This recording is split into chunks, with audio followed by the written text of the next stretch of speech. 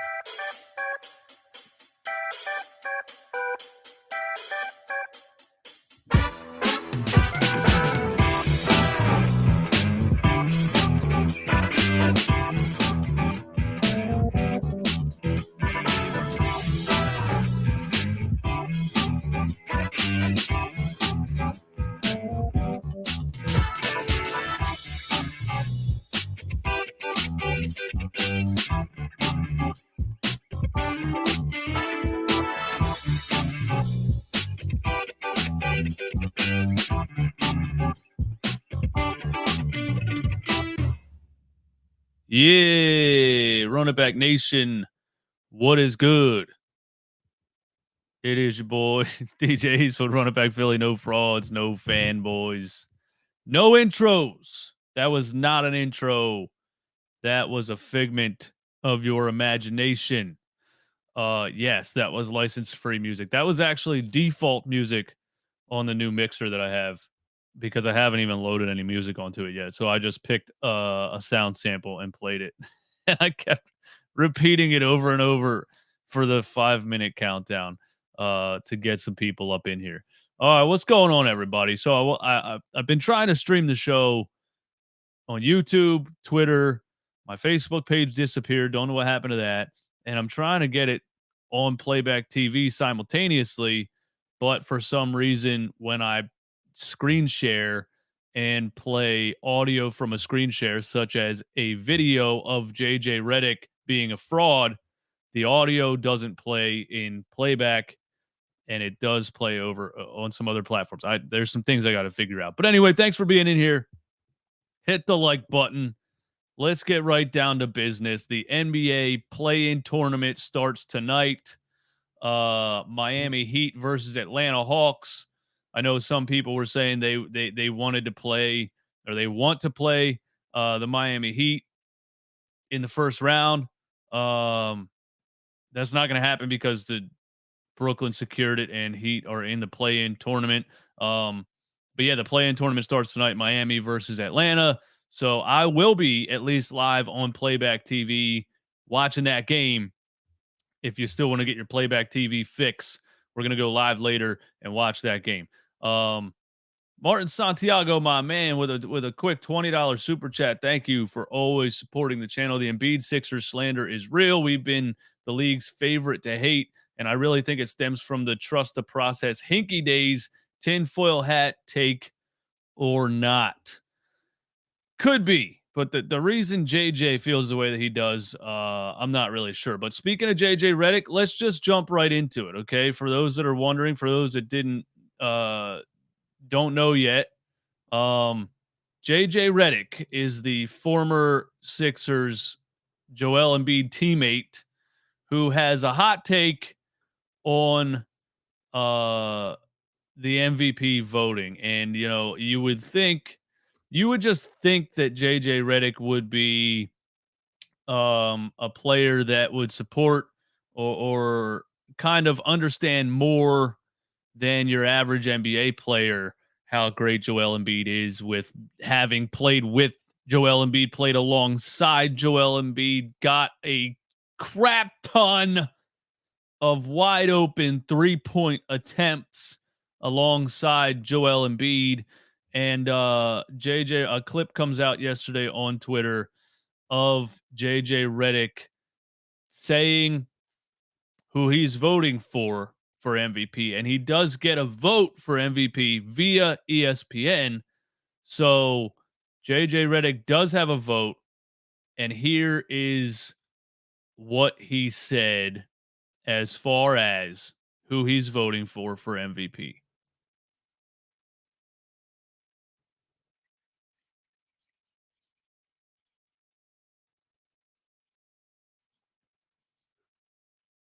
Let me know real quick in the chat, is that audio playing for everyone? Because the whole routing certain audio to certain locations has been giving me an absolute headache. No sound, you say? No sound. All right. We thank you for that. We got to do it this way. We got to go here, here, here. Because I can't figure out what's muted, what's not. StreamYard has a anti-echo effect that mutes certain things. So let me know if you can hear it now.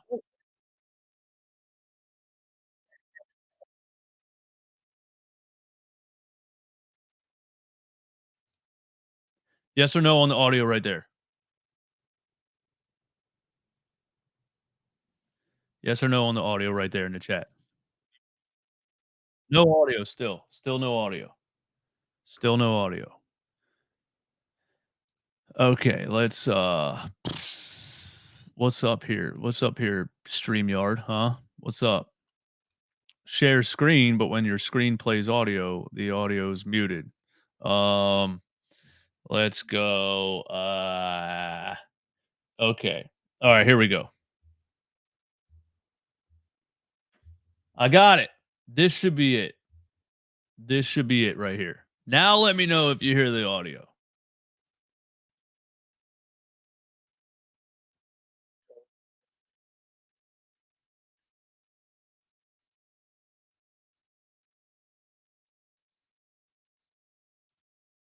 Y'all hear that? No audio.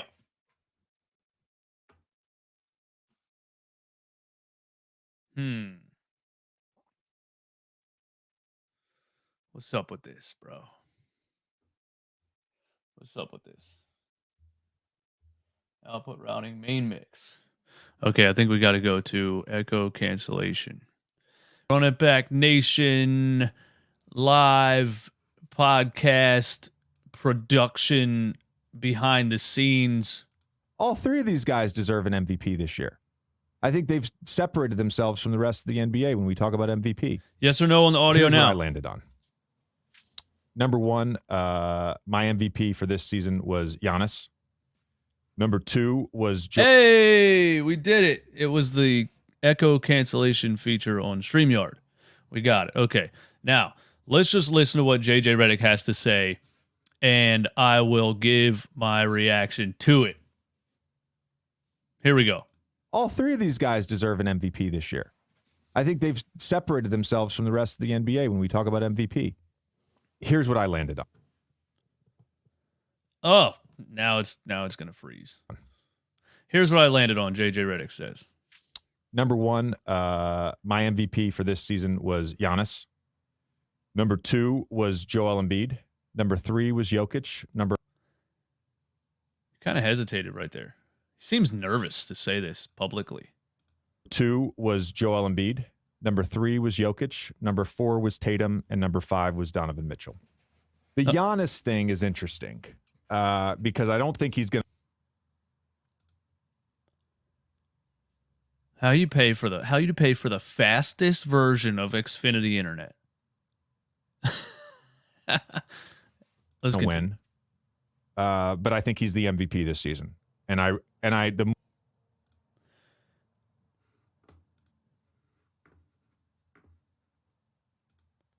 He doesn't think Giannis is going to win, but he thinks Giannis is the MVP this season. The more I thought about it and the more I tried to talk myself out of it, I just couldn't. Bro, I'm going to fucking kill. Woo! I'm not allowed to say what I'm going to say.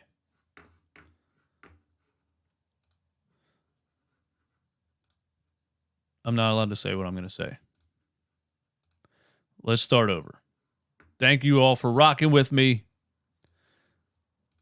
Everything's giving me problems today, and now it seems that StreamYard is giving me problems. Playing a simple clip off of Twitter. Let's try again. All three of these guys deserve an MVP this year. I think they've separated themselves from the rest of the NBA when we talk about MVP. Here's what I landed on. Number one, my MVP for this season was Giannis. Number two was Joel Embiid. Number three was Jokic. Number four was Tatum. And number five was Donovan Mitchell. The Giannis thing is in. I'm not mad. Look, I like this comment, Larry. Thank you for this. Just because he's a former teammate does not mean he has to vote for Embiid. Hopefully he gets it, but I disagree with that take. I'm not saying JJ Redick has to vote for Joel Embiid for MVP. I just said you would think JJ Redick would understand the value of Joel Embiid a little bit more than most NBA players because he played with him and benefited from him. And most people would just assume that he would think Joel Embiid is MVP. And when you hear the reasons that he gives for Joel Embiid not being MVP, they don't actually make sense. So just listen. Interesting. Because I don't think he's going to win. But I think he's the MVP this season. And the more I thought about it and the more I tried to talk myself out of it, I just couldn't do it. He's the MVP. See, if you look at it that way and you just put a guy on number one and you say, okay, let me try to talk myself out of this, I don't think that's the way to go about it in the first place, because you could talk yourself out of a guy being MVP. You could talk yourself into a guy being MVP based on which numbers you want to pull and use in which scenario. And that's what he's about to do right here. He's the best player on the best team.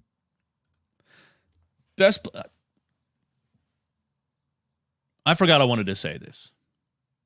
The best player on the best team thing. I need to know when that started. When did that start? When was it the best player on the best team wins MVP? When was it you choose the best team in the NBA and then you select the best player on that team and that's the MVP. Who said that's the criteria, JJ Redick? Who made that up? Because then in 2004, the MVP of the league was Rip Hamilton. Or Michael Jordan has literally 10 MVPs then, if it's the best player on the best team. LeBron James has 10 MVPs if it's the best player on the best team. And last year, Nikola Jokic won MVP, and the Denver Nuggets were the 6th seed in the NBA because he was voted most valuable player because they were dealing with injuries to Jamal Murray and some other players, and they looked at the team and they said he's clearly the most valuable player, even though I still think it was Joel Embiid last year also by a hair. It's not best player on best team. It's just literally most valuable player. Which player brings the most value to his specific team? And in my opinion, that means which team absolutely needs this one player to be where they are the most. Do the Bucks need Giannis? Absolutely. Do the Denver Nuggets need Nikola Jokic? Yes. Do the Sixers need Joel Embiid? Yes. I think the Philadelphia 76ers need Joel Embiid a little bit more than those other teams need those guys. They all three need their superstar players, of course, but the Sixers need Joel Embiid more than a lot of teams. And I think Joel Embiid covers up a lot of deficiencies that they have. But that best player on best team thing, I know. I don't get it. Best win percentage of all three of these guys. Best win percentage of all three of these guys. Again, you can cherry pick any number you want to make the argument for each of the three players. If you're going to go to best win percentage, and he's not even going to say the win percentage number because Giannis has a 0.01% higher win percentage when he plays for the Bucks than Joel Embiid does when he plays for the Philadelphia 76ers. It's that close, but he just selected that number so that he could say it as a reason. And it's interesting because I thought it was going to be hard for me. I got more debunks here. Just stay tuned. To vote for him because of games played. And then Jokic ended up playing 69 games. Joel ended up playing 68 games. And Giannis played 63. They're all in the ballpark of each other. Okay, so last year, or 2 years ago, the argument against Joel Embiid was that he didn't play enough games. He didn't play enough games to win MVP. The best attribute or the best ability is availability. So Jokic won it flat out because he played more games than Joel Embiid. So now that it's finally come to, here's what it is. Every single year, there's reasons against Joel. And the goalposts keep moving. They keep changing what the reason is.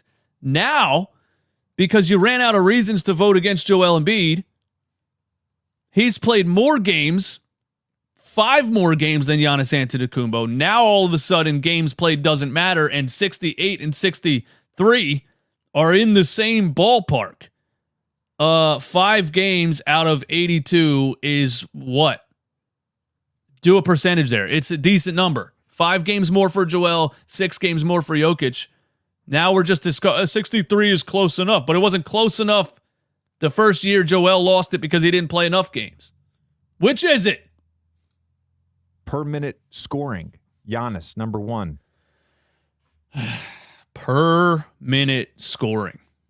I have never, ever heard somebody use the statistic per minute scoring to argue that a player is having a better season than another player. That's just absolutely ridiculous. And that the per minute scoring depends on lineups, who's in the lineup, when you're on the floor, what players are with you, how the other players are scoring, how much do you need to score. I mean, you can't, people say Jokic's value is what it is because he's a great passer. So we're going to go per minute scoring all of a sudden? Who's the most valuable player? Per minute scoring. Which, by the way, Joel Embiid still has the highest per minute scoring in NBA history. If you want to go there. And I said this a couple weeks ago, 30, 10, and 5, over 50% shooting. Only Wilt has done that. And Giannis shot over 55. He's the first time in history he's ever done this.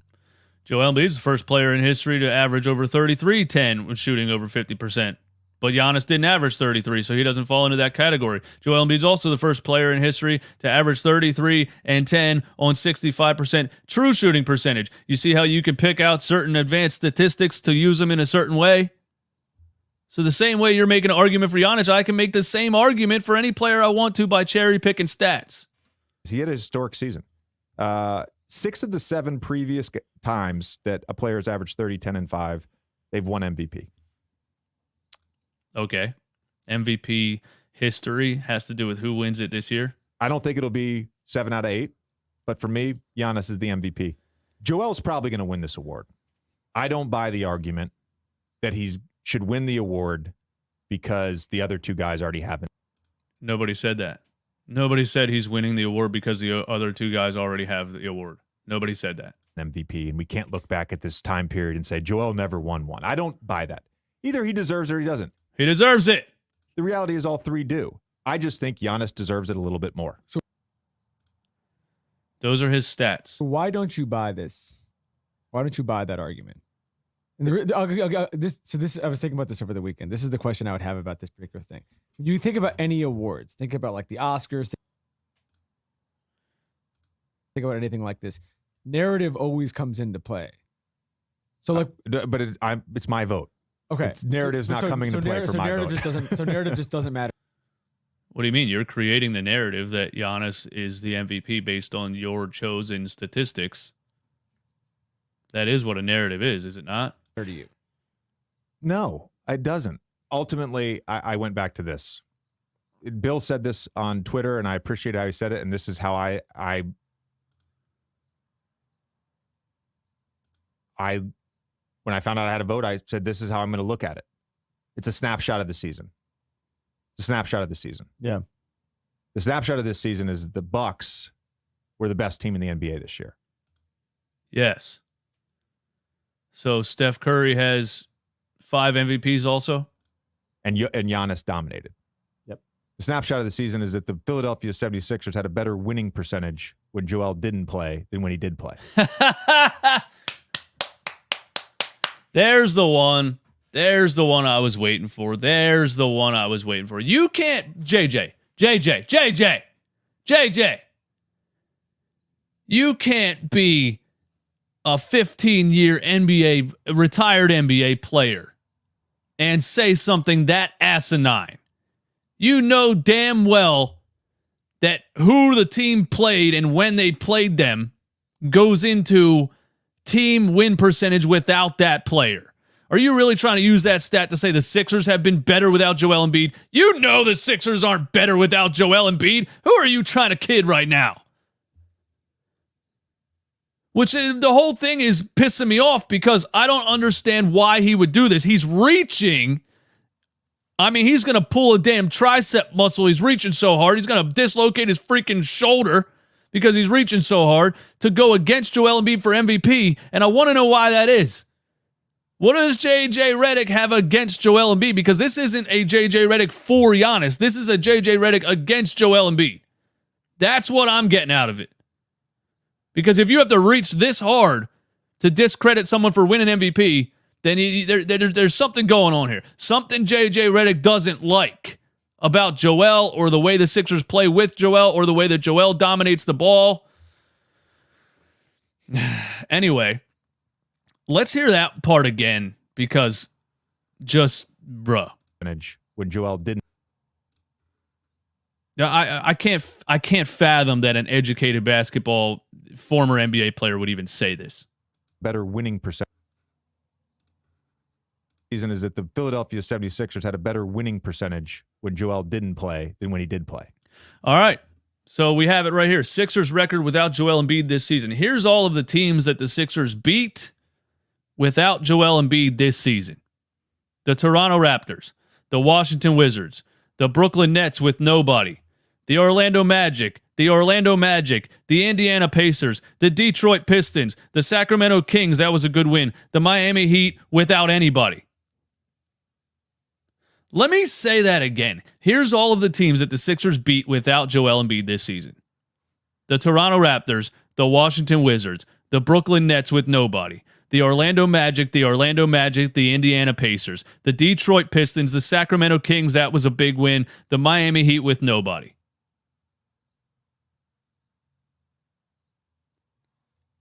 And you're looking at 1, 2, 3, 4, 5, 6, 7, 8, 9 games. 1, 2, 3, 4, 5, 14.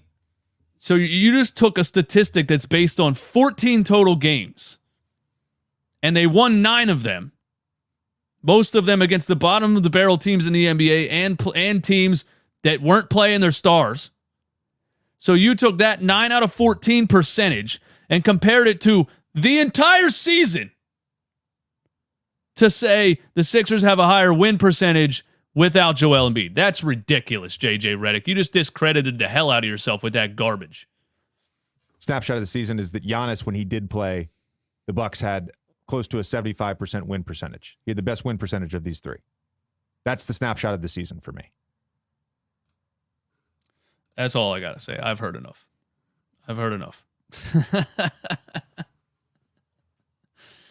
I just wanted to come on here and rant about that a little bit because that's just the reach. The reach is incredible, and I don't understand why JJ Redick is reaching so hard to go against Joel Embiid for MVP. I don't get it. The Madless rant. JJ Redick wants the Gatorade boy position for the Bucks. Ja Morant would have won MVP this year, but Embiid and Jokic were better players. What do you guys think JJ Redick has against Joel Embiid? JJ don't like Joel. He is reaching. That was stupid about winning percentage. You would be awesome on First Take or something. Bruh, put me on there. It took me 3 minutes to debunk all of the stats that he threw out there. It took me 3 minutes. I mean, that's just... there's no actual reasoning to go against Joel for MVP. He had to reach. He said them in a tone that, look, here's what it is. JJ Redick is a podcaster, but he's sounding like somebody on ESPN because people on ESPN are talking to general sports fans. They're not talking to hardcore Sixers fans or even NBA fans. They're not talking to people that really watch the game and really watch the game every day and really know all of the things that I just said against Joel JJ Redick stats that he threw out there. This came off as the ESPN-ish to me because basically you're talking to somebody who's on their way to work, who's probably an NFL fan or a hockey fan, who's going to listen to a 3-minute segment about why the NBA MVP is this way. And Giannis had a higher win percentage and Sixers had a higher win percentage without Joel. So clearly they've been even better without Joel until you really look at it. JJ's coming off as speaking to casuals, in my opinion, with the things that he just said. And I think it's ridiculous. The reality of the MVP award voting is that a lot of times it comes down to personal preference, even if it shouldn't. Yeah, I just think it's the most valuable player. Who's the most valuable player? Not best player on best team. Who made up that criteria? Who made Jokic? Again, Jokic won it last year, and he was a number 6 seed. I mean, what is this? Forget this episode of the pod. JJ lost credibility in Philly after coddling Bum Simmons in that other podcast interview. Mere money, absolutely. I reacted to that one too on a live one time. Where, he interviewed Ben Simmons and just took it way easy on him. And Ben was laughing and he was saying, like, he didn't ask him any real questions. He was playing buddy. And let me go here. A podcast like this with somebody who works for ESPN, who's well connected and isn't going to give an actual honest opinion on things like a Ben Simmons situation or like anything else because he's buddy and friends with everyone and connected and it's all business. I get it's all business. But a podcast like this is not why people listen to podcasts. If I wanted to listen to an ESPN personality talk the same way personalities talk on ESPN, I would just listen to ESPN. People listen to a podcast because it's supposed to be one person, a microphone, no agenda, no connections, nobody telling them what to say, a 100% honest opinion on the topic, just one person and a microphone. That's what a podcast was when it started. That's what it still is. That's why people will continue to choose certain podcasts. Look at Joe Rogan, bro. I kept it a buck from the jump. Doesn't care who he pisses off with certain opinions. It's my opinion. If you don't like it, don't listen to it. JJ Redick interviewing Ben Simmons, playing buddy. That's not, you didn't ask him about shooting a basketball and how he feels about Philly fans and stuff with an honest outlook on it. We know what you were doing. And this is just going against the grain to try to spark up some, I'm the new sports talk guy. Maybe he wants to be the next Stephen A. Smith. I know he went hard on ESPN, going at Stephen A. Smith a couple of times, which I have no problem with. I respect that. But with that, people saying JJ's the realist for going at Stephen A., all these things. Maybe he's just now doing hot takes to try to be the next Stephen A. Smith. Maybe that's what it is. Martin, thanks again for the super chat. I appreciate you. You guys are just mad with JJ because he didn't simp for the Sixers. No, that's not why I'm mad. He called out Perkins. I agree with that too. I agree with his. I don't know if I necessarily agree with everything he said, but I agree with people being honest. That's how I feel about it. I don't have to agree with what you're saying. I respect honesty. So what he said about Perkins, what was that about? Was that about the Jokic is winning because he's a white European thing? Yeah, I don't know. I mean, Michael Jordan has 5 MVPs. I don't know. Did they pick a white guy instead? No, he was the best player in the league. He was the most valuable player in the league. This Embiid MVP talk is so boring. Who gives a shit? What are we on the 5th straight year of this team possibly being bounced in the second round? Yes, we are on the 5th straight year of this team possibly being bounced in the second round. This team is going to be bounced in the second round by the Boston Celtics. I personally wanted to give my opinion on JJ Redick's take on Joel Embiid, on his opinion on Joel Embiid's MVP. I even put it in the title for you. If you scrolled across this stream and saw former Sixers player votes against Joel Embiid for MVP, and you said in your mind, wow, I don't care about this topic whatsoever, but you still clicked on it, came in the chat, and commented to say that you don't care about it. That's a little bit of a mental gymnastics you're doing there, if you ask me. I would never, sit down and listen to something that I don't care to listen to.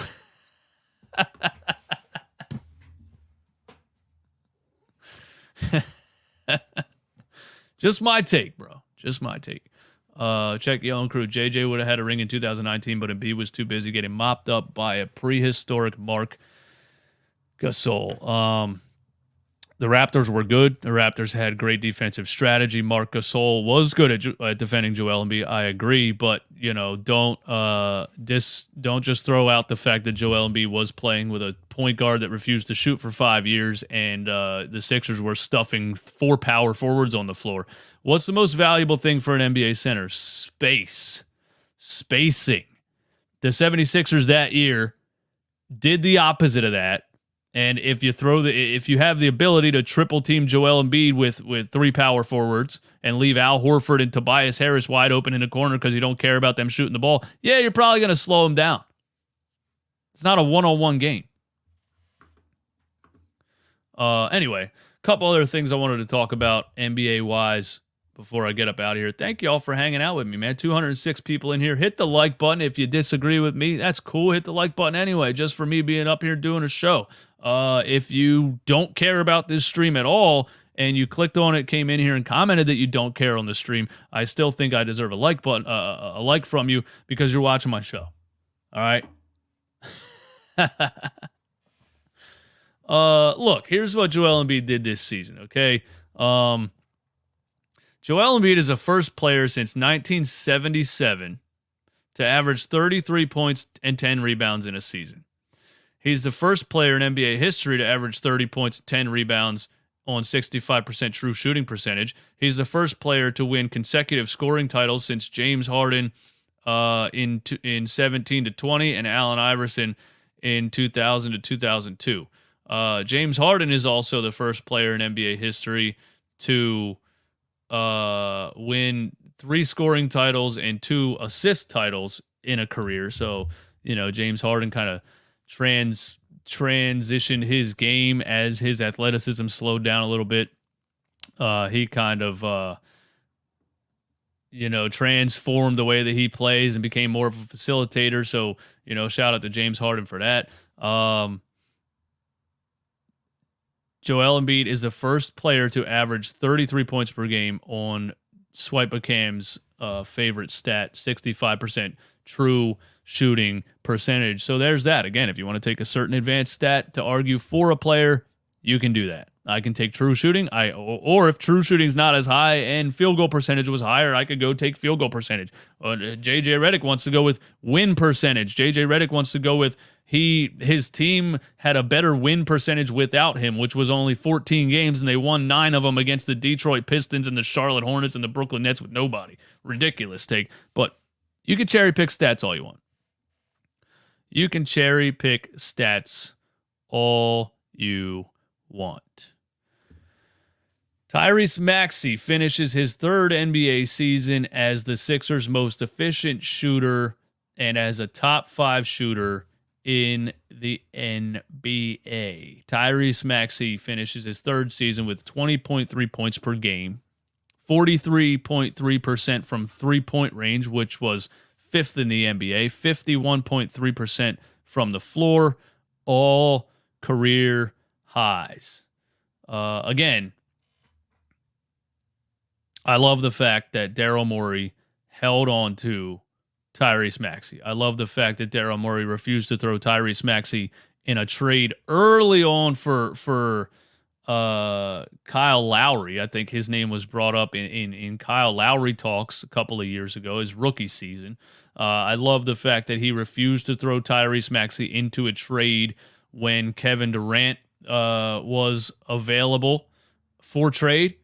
I love the fact that he refused to throw Tyrese Maxey into the first go-around of the James Harden trade when James Harden wanted out of Houston. I love the fact that Daryl Morey drafted this player, saw how good this player could possibly be, saw how much potential this player could have, and said, I can't trade this player. And then you saw the jump that he made from his rookie season to his second season, and you said, if he made that much of a leap,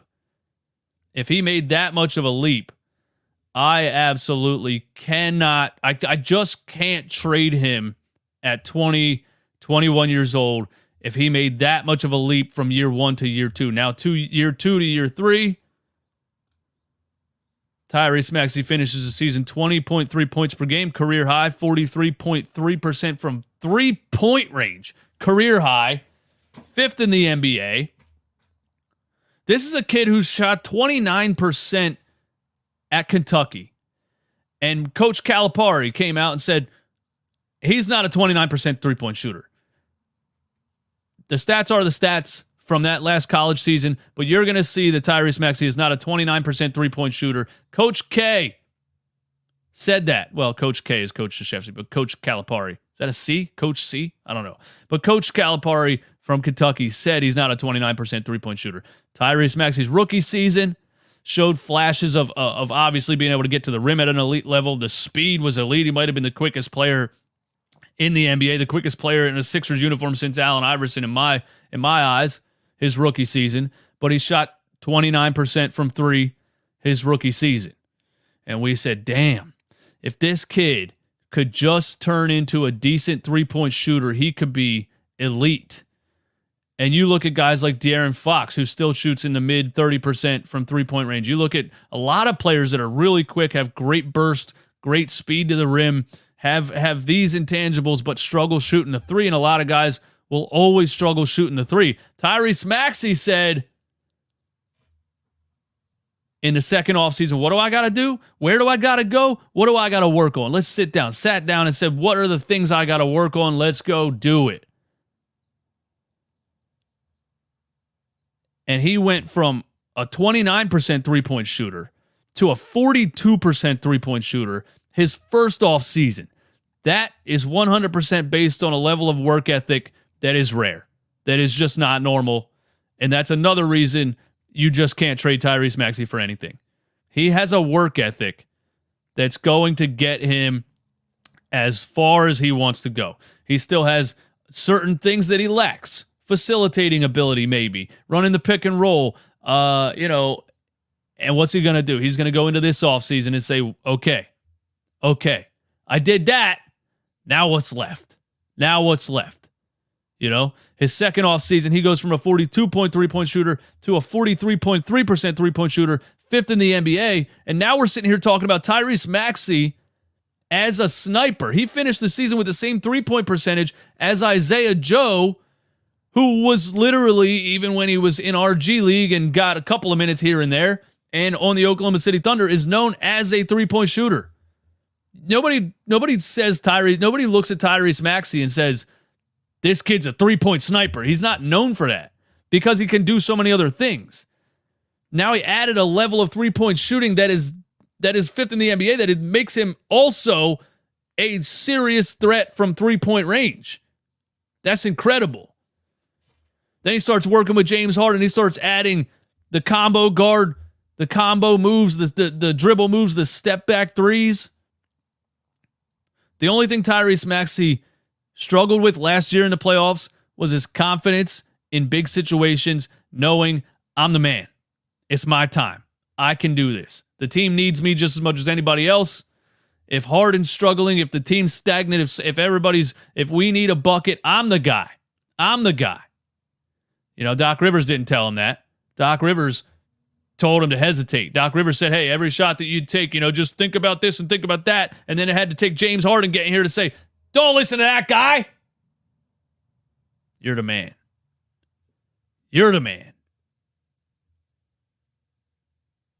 You're good enough to take any shot you want to take on the floor. And then there's certain games this year where he just absolutely erupted. And he just absolutely started taking big shots in big moments. There was one in, was it the Celtics game? Was it the Bucks game? It was recent. Top of the key, around a screen, 30 feet. 5 or 6 feet behind the three-point line. Splash. He's also adding a deep range to his three-point jumper. The level that Tyrese Maxey could be is unknown. It's unknown. Nobody knows. So the second year, he goes from 42 to 43.3% from three. Now he's going to come into this offseason and say, what's next? I did that. Now what do I got to do? Now he's probably, based on what he did in just 2 off seasons, he's probably going to become an elite ball handler and facilitator in another off season because he works on it, because he doesn't think about anything else. People got to tell him to stop coming to the gym. Does Tyrese Maxey deserve a max contract? I think you have to. I think you absolutely have to.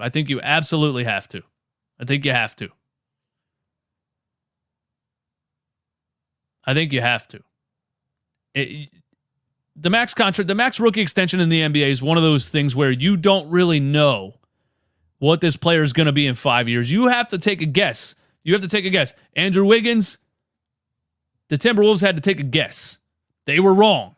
Andrew Wiggins never really lived up to being that number one option on a team, that number one, number two option on a team that warrants a max rookie extension. The Sixers took a guess with Ben Simmons. They had to take a guess. They had to say, this is what he's playing like now.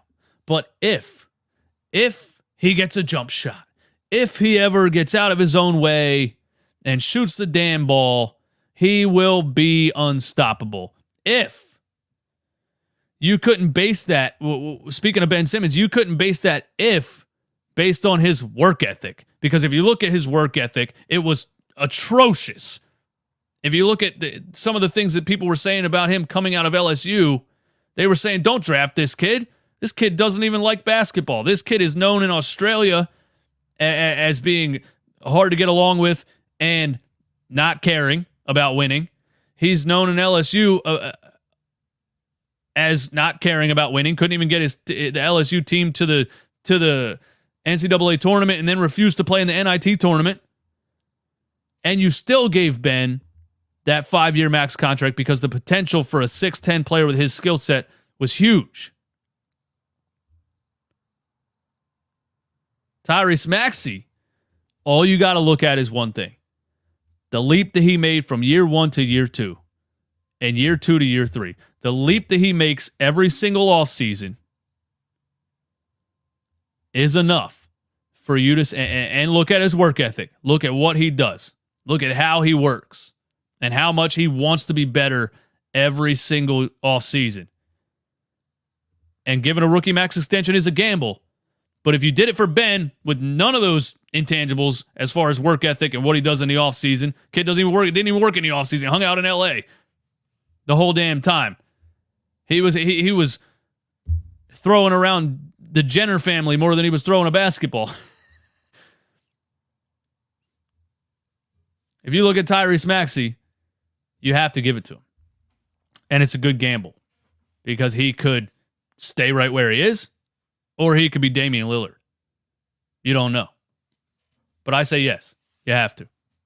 And thanks for asking me that question, because that's a perfect segment to clip out for a YouTube video. So thank you for that question. I appreciate that.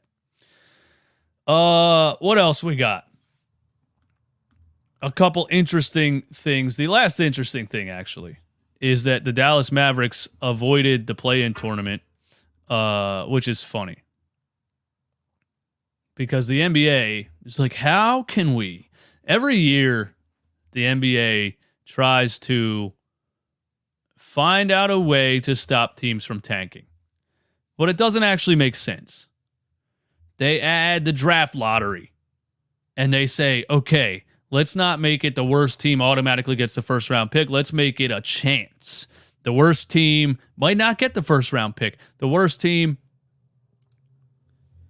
might end up with second, third, fourth, or fifth first draft pick. So maybe then teams won't go all in on losing as many games as possible because no, that didn't work. Teams just said, okay, if I lose most games, I might not get the number one pick, but my percentages are higher if I'm worse. So I still have an incentive to have more losses than everybody else because I want the highest chance to get the first round pick. So they're still tanking. It didn't do anything. And the NBA says, okay, let's put in a play-in tournament. Let's put in a play-in tournament so that teams that are out of the playoff race still might stand a chance at making the playoffs in a mini tournament. We'll take 7, 8, 9, and we'll throw in 9 and 10, and they'll play in a mini tournament to get the 8th seed. Do you know what teams know? They know if they have a shot to win a championship or not. They know that. Putting in a play-in tournament to tell a team who's in a 10th seed or 9th seed that, hey, if you win this game, you're going to be in the playoffs as the 8th seed playing the number one seed in the conference. That doesn't incentivize anybody at all to do anything. They just say, all right, so to miss the playoffs entirely and to continue to have my best chance at the NBA lottery, I'll just not only intentionally lose to have more losses, now I'm going to intentionally lose to intentionally miss your dumb little play-in tournament that you invented to try to incentivize me to win. There's nothing they can do. If you don't have a chance at a championship, there's no point. If you don't have a chance at going far into the playoffs, even as a business, even money-wise, if you don't have a chance at going far into the playoffs, there's no point. Nobody gets anything out of a team being mediocre. And if you're not bad enough to get to the top of the draft, you're not good enough to get to the second round of the playoffs, you're just going to be mid for 10 years.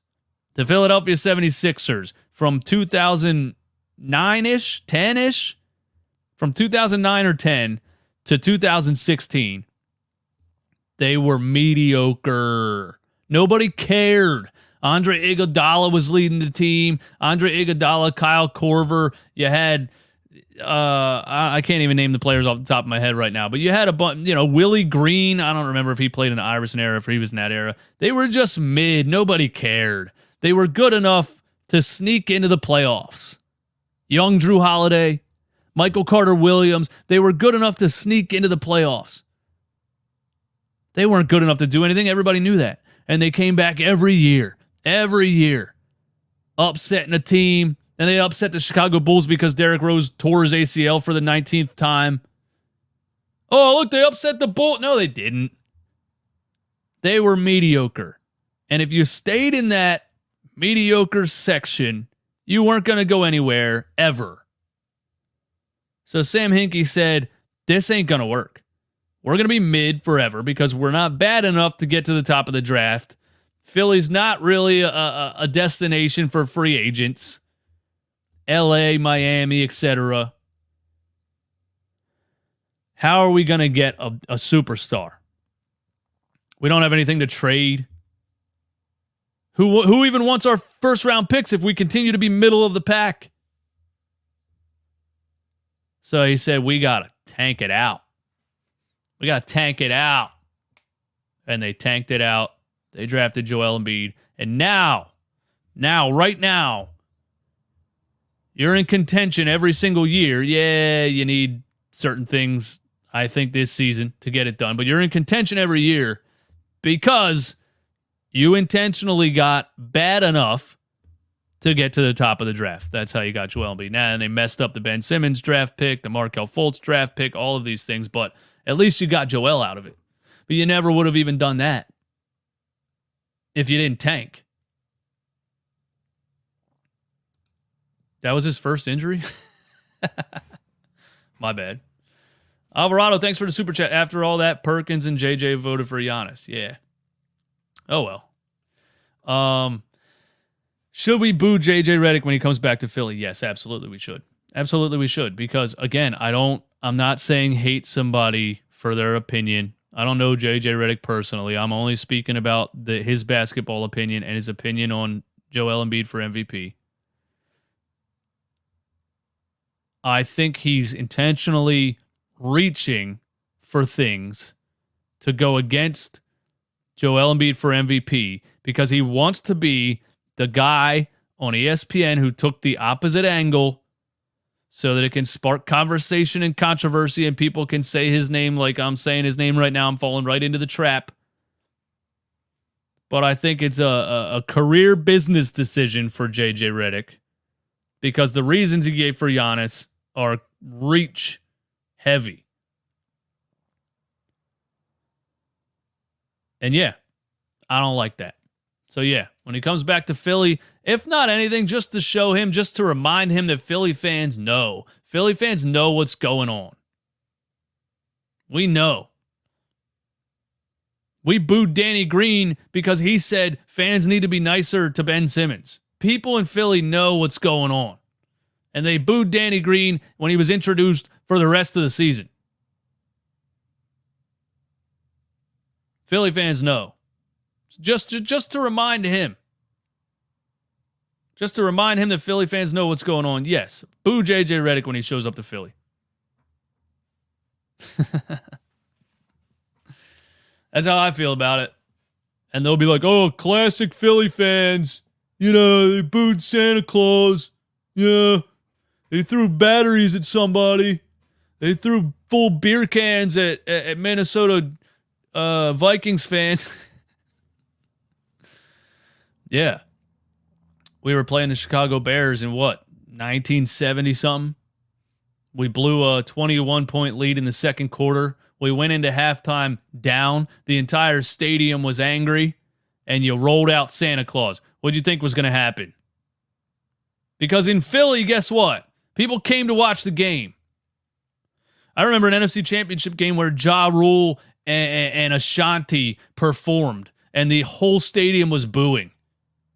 Because first of all, who the fuck is Ja Rule? He's not even from Philly. What do you give me Ja Rule at the halftime for? The whole arena was booing, but it was because we came here to watch football, bro. We didn't come here to watch Ja Rule and Ashanti. Other stadiums, there's some fair weather fans up in there. Oh, look, it's my favorite song. This was on the radio. Yay, Ashanti and Ja Rule. We booed Santa Claus, bro. We were pissed off about the game. You rolled out Santa Claus. Get Santa Claus out of here. I don't want to see Santa Claus. So, yeah, JJ Redick comes back to Philly. We're booing him. And it's funny, the people outside of Philly that say these things about how toxic the fan base is, and they boo everybody, they boo their own players, they boo their own coach. They don't get it. And what they don't understand is them saying that doesn't change anything, because we get ourselves, and we're going to continue to be that way. You can talk all you want. Don't come to Philly with a Cowboys jersey on. You come to Philly with a Boston Celtics jersey on. We'll boo you. We'll give you a hard time, but we don't care that much. Don't come to Philly with a Cowboys jersey on. Don't mess with the damn Rocky statue. Don't do your dumb skull chant with your ear-piercing Minnesota accents on the Rocky statue. Skull, Minnesota. And then you're walking into the game and you're getting full beer cans thrown at your head. Sorry. Also, it's the playoffs. Who told you? Who told you? Who told you to do that? I remember somebody was talking about Philly fans and about how, it was Fred Warner's wife on TikTok. She was talking about, Fred Warner's a linebacker for the San Francisco 49ers. She was talking about how vile and rude and mean Philly fans were when she was there. She's never going back to Philly. But the funniest thing that she said was somebody was walking through the tunnel carrying a baby, and the fans were screaming vile things and throwing trash at 49ers players or something like that. My first thought was, you brought a baby to a Philadelphia Eagles playoff game. You deserve to be charged with child neglect and child abuse. You intentionally brought a baby to a Philadelphia Eagles playoff game. Come on, bro. Use your damn heads. Use your damn heads. Anyway, shout out to everybody in here. Thanks for coming through. Thanks for hanging out.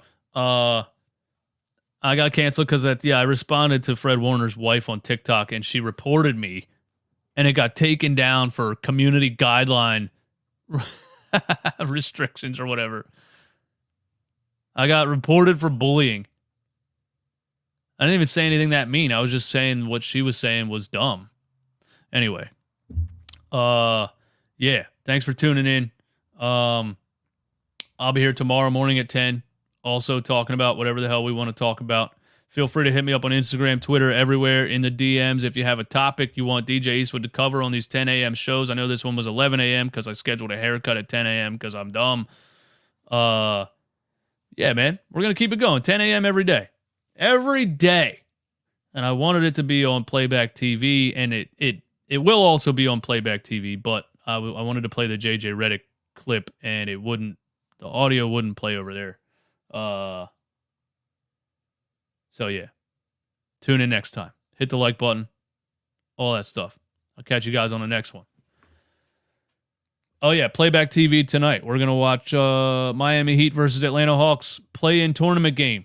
Hang out with us there. Playback.tv/runitbackphilly. All right, we out here. Peace.